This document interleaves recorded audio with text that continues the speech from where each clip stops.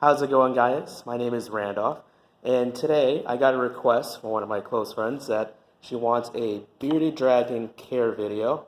And today I am with Izzy, and Izzy comes from our animal ambassador collection at VIA Aquarium. Now, VIA Aquarium is located in Rotterdam, New York, and she's used for our terrestrial friends exhibits where we do live programs with reptiles and exotic invertebrates. Now, Izzy's going to be my little demonstrator today about some of the care you need for a bearded dragon. Now, this video is not going to go over every species of bearded dragon that's in Australia. There's only about 2 to 3 species you usually see in the United States in the pet trade and also in Europe. The most common species you're going to find is the central bearded dragon, and this is what Izzy is. She is a female. Izzy was donated to us a few years ago. Now, with Izzy's circumstance, she is not a full-grown female bearded dragon. Males and females are sexually dimorphic. That means there's a coloration or morph or size change between genders. With Izzy, she's a very small female. Females usually will get about 18 inches long, and they'll usually have a bigger pancake belly. Now, Izzy's belly is a little bit small. Her circumstance, she was stunted at growth. So she's a little bit small for her size. She's about a year and a half, but it doesn't matter. This care will not change. The most important thing with keeping a younger bearded dragon, of course, is to have the enclosure size ready for them for each life process of their age. When you have a little baby, it's okay to keep it in about a 20 or 30 gallon tank. When they become adults, they're going to need a larger enclosure. So if this video, if I go over stuff about babies to adults, I'm going to switch back and forth to try to get a general care guide on that. So with females like her, they can be kept together. Usually 1 or 2 is fine. If you have breeding adults and a male to a female, would be okay, but you need a larger enclosure size. If you just have one bearded dragon like a female here, 40 gallon and larger. Once you get larger, or like especially if a male bearded dragon get about almost 2 feet long head to tail, you're going to need a custom size enclosure, something about 3 feet long, about 2.5 feet wide by 3 feet in height. These guys like to run around and explore every little crevice of their enclosure, so it's very good to have enough enrichment and size in the enclosure to get them space to move around. Now we're going to go over the first stuff, which is the heating, which is the most important thing with keeping bearded dragons, and also the humidity. So I have some things right here. So I have 100-watt heat bulbs, UVB. So these things are most crucial things to having a healthy growth of a bearded dragon. And I'm going to put Izzy over here to the side so she can hang out, and I'll talk about this. Now, with bearded dragons, their hottest temperature is going to be about 100 to 110 degrees. Their coolest temperature is going to go around 80, 85. Now, if you're burr mating, which is pretty much cooling down their animals during mating season, you're planning to breed bearded dragons and you drop the temperature a little bit lower. In Australia, they go through a summer, spring, and winter, just like here in the United States. Their temperatures do drop, especially out in the desert, around maybe 65 degrees. So you will see bearded dragons move around even those cool temperatures. But in captivity, we want to keep those temperatures about exact. So we try not to fluctuate too much unless you're planning to breed bearded dragons, but this video is not going to cover that. So a 100-watt heat bulb should get, depending on the distance of that heat bulb, get around 100 degrees. Now, with bearded dragons, I know professionally, they do like that max temperature, and that will help them with breaking down their food when they absorb it, and also with the UVB, that's definitely going to help out with calcium absorption right over here. Now, with the distance of the size of the enclosure, how high it is going to determine how low or how high you're going to bring up the heat bulb. The heat bulb is left on for 24 hours. You can either use different brands. I have ZoomMed and Exoterra and Zilla products here today. Doesn't really matter what type of heat bulb, as long as it holds heat, and it has to be left on for 24 hours. Now, with the heat bulbs, if you're going to use one that emits light, I would suggest using a red heat bulb. The reptiles cannot see the color red, so it can be left on. It doesn't irritate their eyes. But if you are concerned about the lighting bothering your reptile or in your house, wherever that enclosure be, you can use a ceramic heat bulb. A ceramic heat bulb is perfect, doesn't emit any heat. There's different wattages. Same thing, 100-watt ceramic heat bulb should heat up one side of the enclosure, which is very important. You want to heat up one corner, the hot side, and then go to the cool side. Now you want to have those microclimates, which is very important for a bearded dragon to have in their enclosure. So even though, like Izzy wants to go in the highest spot and get that warm temperature, she still has an option to cool down, especially throughout the day. Bearded dragons don't spend their whole life 110 degrees constantly. Once they reach that max temperature, they will start to cool down. You will notice that their mouth is opening, and it's just like a dog panting. They're just releasing that extra heat. And then once they want to cool down a bit or explore, they're going to drop down to that lower temperature. Now, you could put a lower wattage heat bulb on the other side of your enclosure to keep that cool temperature, especially if your house is not well ventilated. If you have it around ambient temperature, which is about 23, 25 Celsius, which is around 75, 78 degrees, then you can use room temperature. But if you're worried about, especially during the winter, the temperature is going to drop way below 60 degrees, you can use a UTH, or under the tank heater. And under the tank heater is going to emit that temperature and keep it constant as well. Now, with under the tank heater, of course, if you check out my link or my Instagram, I have a picture, or my Facebook, of how to install under tank heater. Same thing for lizards, snakes. It has to be hooked up a certain way, also on one side of the corner. Here, I'll move these out of the way. I have just one you can get on Amazon. Also, every product I have here, you don't have to get it exactly at the pet store. You can also get it online, especially with stuff going on right now. Might be easier just to shop online for certain things. This is a UTH, or temperature control emitter. And, sorry, I had to move Izzy for a second. So this temperature controller is going to keep that temperature constant. Once it reaches over the max temperature, it's going to shut off and wait for that cool temperature to drop down a bit. And then once the temperature drops down a bit, it's going to kick back on. So it's very important for any reptile. If they need an under tank heater, get a temperature heat controller. It's very important. Don't want to leave any heat pad, under the tank heater on by itself, because it can reach over that max temperature and start cooking the animal, and that's not healthy for it. Oh, she's on the floor now. Let me pick her back up. Now, for things for testing the temperature and humidity, also, let's talk about humidity now. Humidity for bearded dragons, there's species found on the east coast of Australia, around Sydney and New Wales, and going all the way out to the west coast of the outback. Depending on what that species of bearded dragon is going to change with the humidity. Now, with a central bearded dragon like Izzy here, the humidity is like little to none. During mating season, they do go through a rainy season in Australia. The humidity is going to spike up to maybe 50%, 60%, and that's usually going to correlate with their mating season, where they're going to start egg laying. Right now, Izzy is starting to do that, even though she's too small to even ovulate correctly and lay slugs that aren't fertilized eggs. She still needs a little bucket of dirt. Now, with the humidity, there's different ways you can control that, where there's like almost no humidity. It has to do with substrate, and also with water. Now, water evaporates and creates a humidity. Like here, being at the aquarium, I always have to check on the humidity because it can't be too high for Izzy, but usually the humidity is around 50%, which is okay. Humidity does play a part with their health. If the humidity is way too high, Izzy, it can cause respiratory infection, which is very bad for bearded dragons. Now, they do need water. I still provide Izzy with a small water dish, and her screen cage is well ventilated, so there's no way the humidity can hold in. Now, for substrate, you can do a sand and cocoa mix, which coconut fiber, peat moss fiber with the sand and rocks. That substrate is for enrichment for the animal. Some people will debate that, having no substrate with bearded dragons because they're afraid they're going to eat it. As long as the substrate is small enough that it can pass through their GI tract or intestines, or is too large that they won't even be insisted to or interested to even try to bite it. With cocoa fiber, it's organic, so usually Izzy, before has eaten it, I see in her poop the next day, small little particles of brown. It's not going to cause any problems with her. Just for cleaning wise, you can just do carpet, like reptile carpet. You can also do bathroom tiles. I've seen people do that for their bearded dragon enclosures.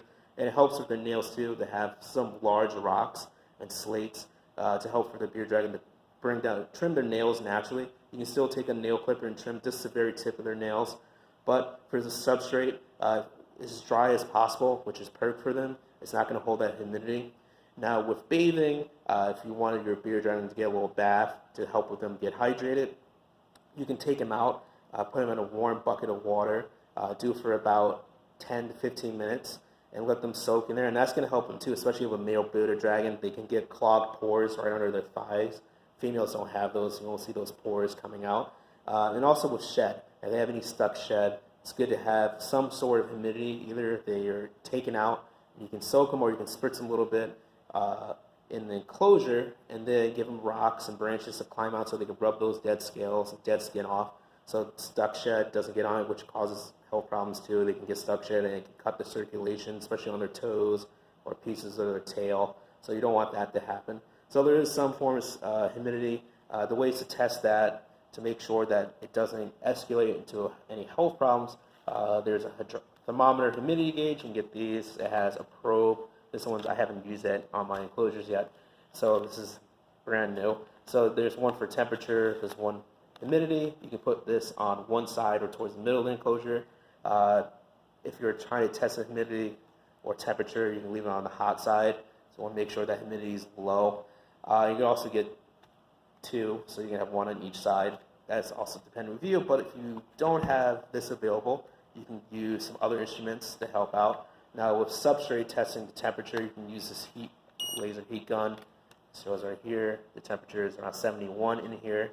And also another cool instrument. Let me put Izzy down on my lap real quick so I can open it. Now this is really cool, and it's been helping me out, especially with my tropical species.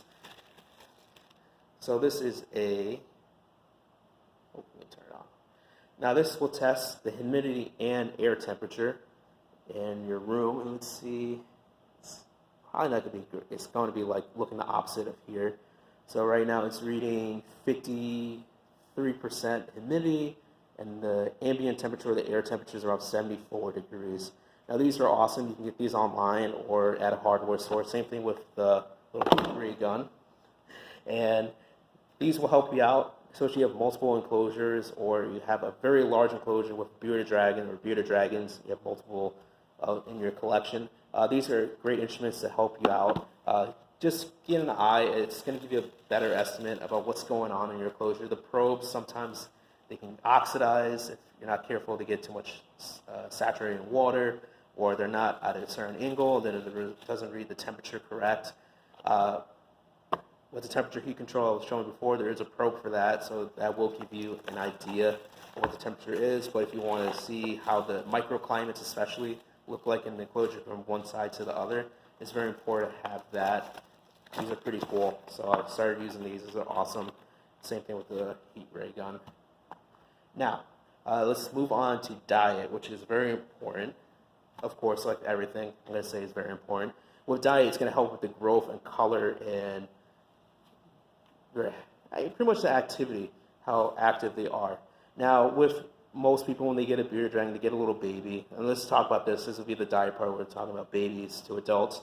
Now, with babies, they need to eat a higher quantity of food because the calorie intake, they're growing rapidly, so their calories are going to be burning them a little bit faster compared to an adult. Doesn't need as much food, so they're going to slow down a bit, but not too much. Even right now, Izzy is active.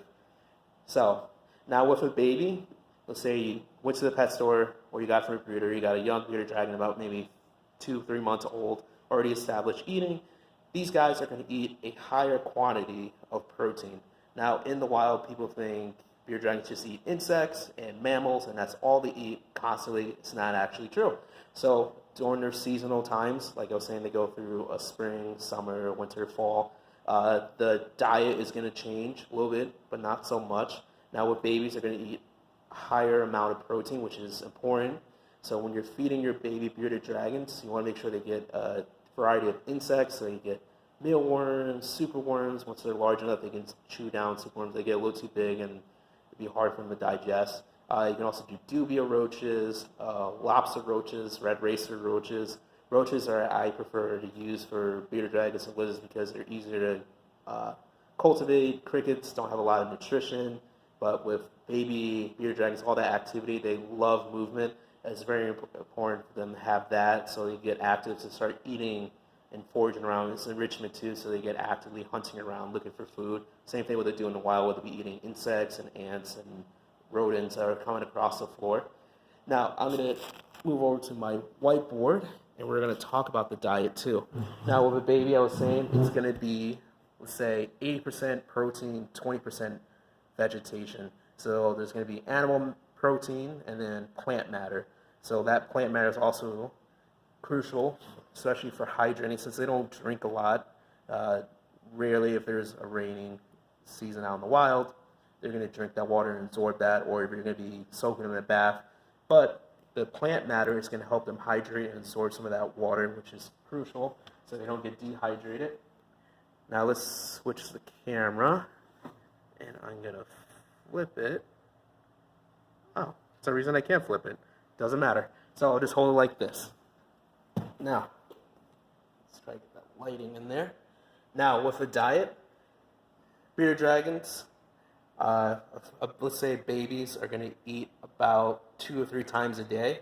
Once they get older, once you reach about 6 months, you can slow down the feeding to do like twice a day to almost 1.5 days. 1.5 times a day. Now, when they become adults, that's going to switch up. So you want to do more stricter diet. Now, what people do when they get bearded dragons, when they get them for babies and the adults, they're like, oh, it loves crickets and mealworms and superworms, and I feed them all the time, and that's what they just want to eat. And then, if you notice, the bearded dragon is extremely overweight, and that's not good. It causes health problems called fatty liver disease, so you actually shorten the lifespan because a lot of fat is building up in the liver. It's going to make the animal stress out from their internal organs to break down waste, and then the animal ends up dying. So instead of having a bearded dragon that live about 10 to 15 years, you might shorten your animal's lifespan to maybe 4 to 5 years, and then you're upset that your bearded dragon died because you overfed it, ate too much protein, and also way too many fruits. That's reptiles definitely get addicted, especially with certain species of sugary foods, just like with people, and they can be like diabetics, so they don't really process all that sugar too well, unless they're a species of gecko or tortoise that is normally going to eat berries, or turtles. They can break down those glucose, that sugar, a little bit better, but a bearded dragon occasionally or rarely is going to get fruit. It's mostly vegetation and protein. Now, on the board, I'll try to, with the lighting, it's a little bit messed up, so bear with me. It's my first time doing a video like this. Adult bearded dragon is going to eat about 10% of their body weight per week. Not 10% weight. They're not going to eat 10% of their body weight in a day. That's very important. People overfeed their animals, so they actually get should be getting a decent sized portion, and this is going to help them taking their time to actually break down the food. They're hungry the next day when they want to eat. Bearded dragons are typically picky eaters, so if you get your animal younger, it's a little bit easier to transition them from protein to vegetation. But if you get an older animal and it's a little bit picky about vegetation, there's tricks to do that. I'll talk about them briefly, but we'll go over the formula first. So they'll eat 10% of their body weight per week. Now, there's a formula when you're giving a body percentage with feeding animals. And I learned this working at zoos and aquariums and doing wildlife rehabbing. So the formula is you're going to weigh out the animal right here. So you're going to do the weight. Usually it's grams or kilograms. Don't use pounds. It's going to be ridiculous if you have to feed a pound of food to an animal. So you weigh it out in grams or kilograms, depending on the size of the animal. With a bearded dragon, they're usually going to stay within the gram-wise. They're not going to get kilograms, unless you're talking about a snake or a large lizard like a tegu or monitor lizard. So you're going to keep it in grams. So you're going to take that weight, times it, the percentage of body weight. So I was saying 10% of their body weight per week. Now, of course, you're going to switch the percentage to be 0.10. So you're going to take the weight times that, and you're going to divide it by how many days you're going to be feeding that animal.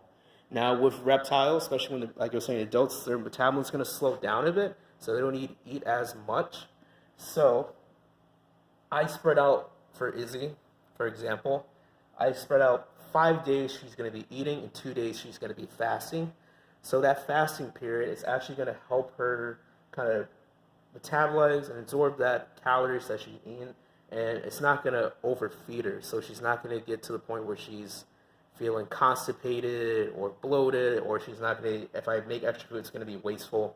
So I want to make sure the animal is active, especially if you have a bearded dragon, they need to explore and move around. If they have that activity, then it's going to be easier for them to break down those calories and then do a feeding. So let's say, we'll do an example. I get Izzy's weight, times it by 0.10, divided by 5 days, and I get something like 7 grams. 7 grams is what I should be feeding her. Now we have to divide that a little bit more. Now, about 80% of their diet is going to be vegetation, and about 20% of their diet is going to be that animal protein. Now, if you're going to take 7 grams, you pretty much would be feeding about 5 grams of food, of vegetation, and you're going to do about 2 grams of protein. Now you can weigh this out on like a cooking scale, the little small scales that does about, let's say, 1,000 grams. It's a max weight you can do on the scale. Doesn't really matter, a small scale. And you want to break up the food so it has about 5 grams and then 2 grams. Now that, mix that in a bowl, of course, all the activity of insects moving in the vegetation in a food bowl, it's going to be easier for the animal to eat it. Or you might have to assist them a little bit and get them interested in eating. There's different ways. You can use bee pollen, dried flowers like a Zumed flour mix. You can do that and mix it in the food, kind of do like a salad, and it gets the animal interested in all the movement to eat it. And once you divide that, you can break it down a little bit more too, but that make it a little bit more complicated. The most important thing is what you're going to be feeding on a daily basis, especially with vegetation. So we want to make sure the vegetation is not high in sodium, not high in water saturation, also has some calcium and some vitamins.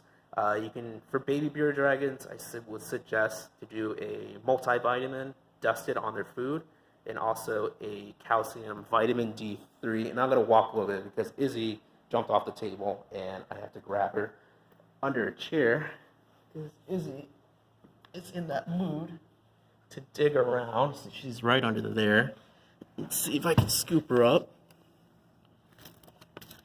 Okay, got Izzy. She's right here. Now let's move back to the table and let's talk about supplementing.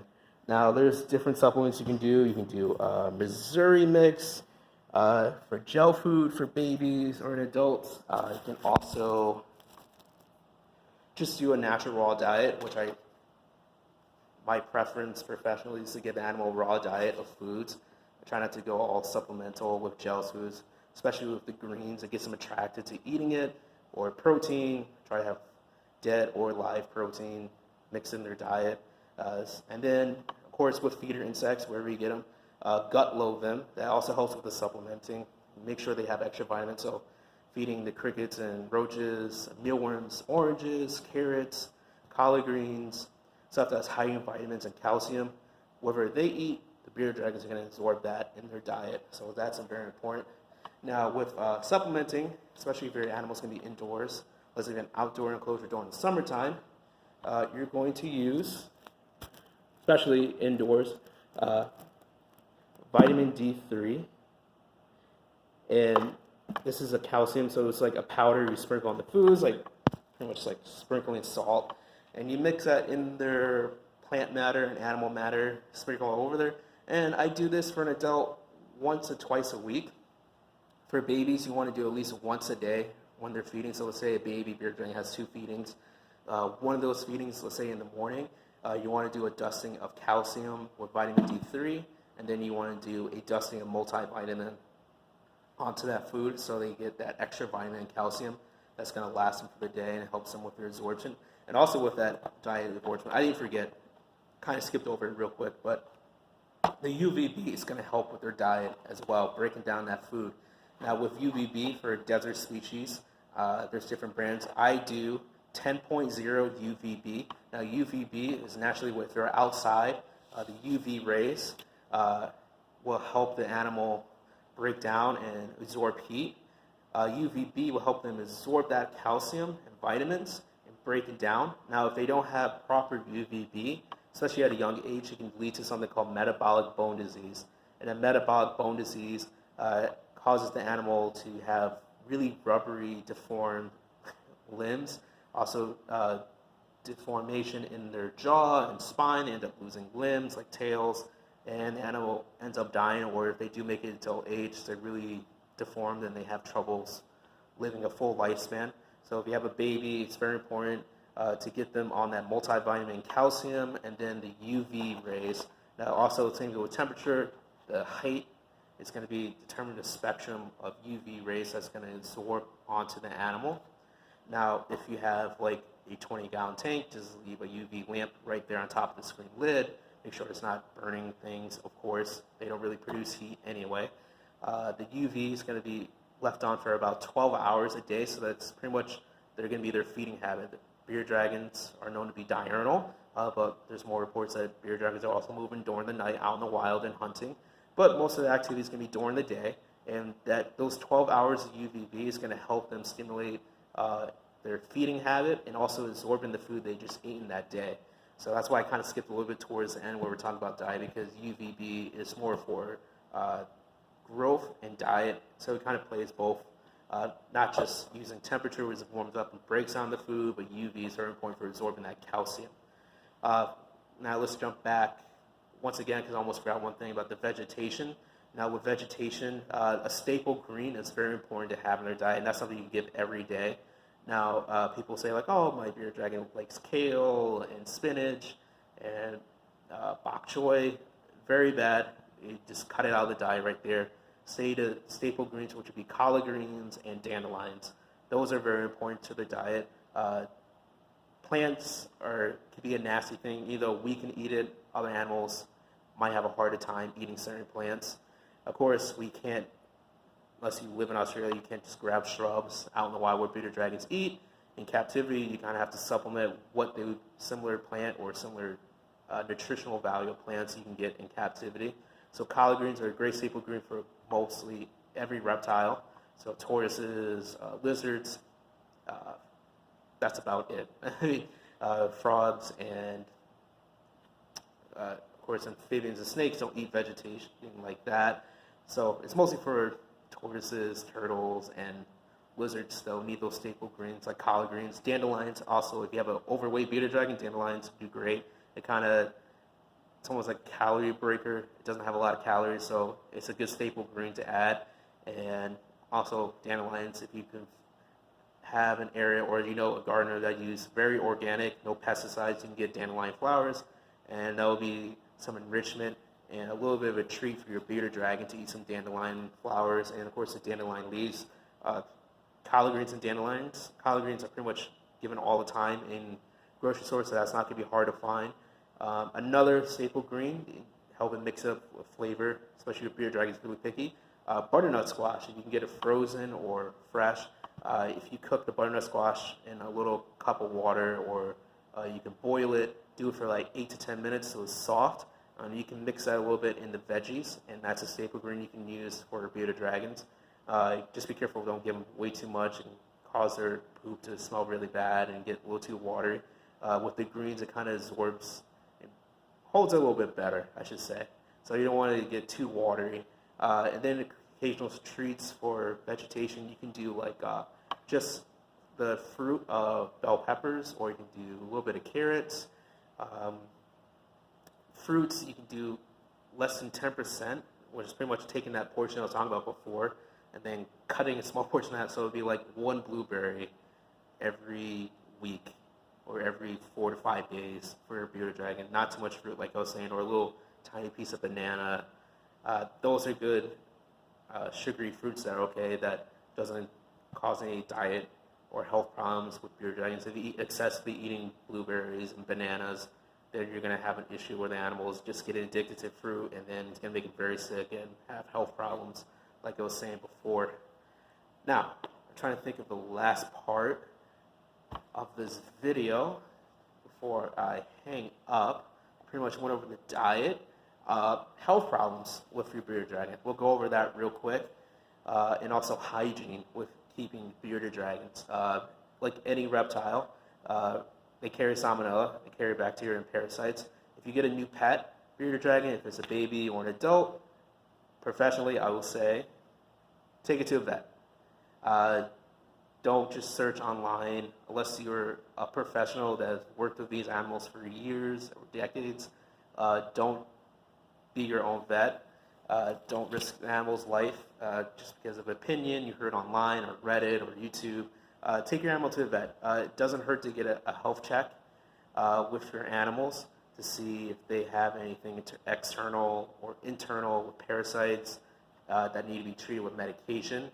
Also, don't medicate your animal without talking to a medical professional too. That's specialized in reptiles or a specialist in bearded dragons. It also helps too. Now with my diet, when I'm talking today, just from my professional experience speaking to people that keep these animals for a long period of time, speaking to reptile breeders, and then I created my own care sheet. And at the end of this video, I will, if you want to direct message me, DM me, or if you want my care sheet, feel free. I'm not charging anybody. I'll give you, or I'll pretty much do another post and pretty much screenshot my care sheet. Almost forgot. If anything with health related, it's great to have a log, intake log on every animal you have, and this is going to help you for your short-term memory, or you have trouble remembering what you did that day with your animals, or specifically if you had to bring your animal to your vet, of course. They want to know what the animal ate that day, and you're like, well, I think it ate this. That doesn't really help anybody.